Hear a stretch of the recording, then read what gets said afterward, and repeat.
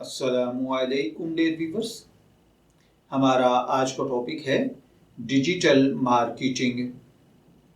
ये एक सवाल है जो एक भाई ने पूछा है। वो कहते हैं कि क्या डिजिटल मार्केटिंग हलाल है या हराम है।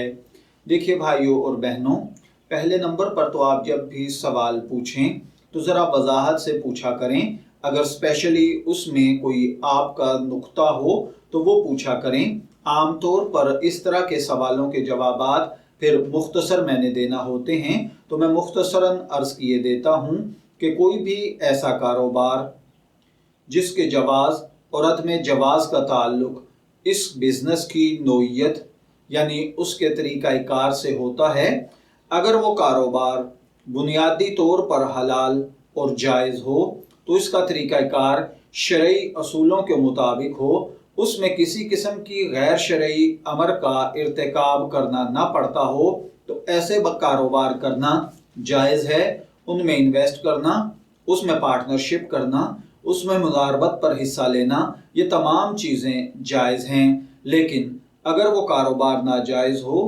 कारोबार फ़ी नफ्सी ही तो जायज़ हो, लेकिन उसके करने में किसी गैर शरई अमर का इर्तिकाब करना पड़ता हो या उसके करने का तरीक़ाकार शरई असूलों के मुताबिक ना हो, तो ऐसा कारोबार भी करना जायज़ नहीं होता है।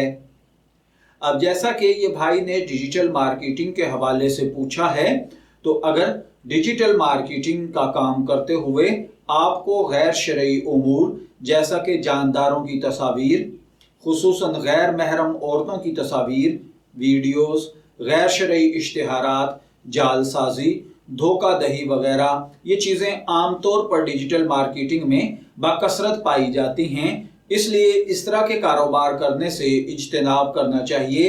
अलबत्ता अगर कहीं हर तरह के गैर शरई उमूर से पाक डिजिटल मार्केटिंग का तरीका मौजूद हो, उसमें काम भी शरई तकाज़ों और उसूलों के मुताबिक किया जाता हो, खारिज में मौजूद किसी चीज़ की ख़रीदारी के बाद उस पर कब्ज़ा से पहले आगे फ़रोख्त ना किया जाता हो, इसके अलावा सोना, चांदी या करेंसी की खरीदो फरोख्त के मामलात में उधार का मामला न किया जाता हो, अलगर्ज मुख्तफल नौ कारोबारों की तमाम शराइत की रायत की जाए तो वो कारोबार करना जायज़ होगा, वरना नहीं।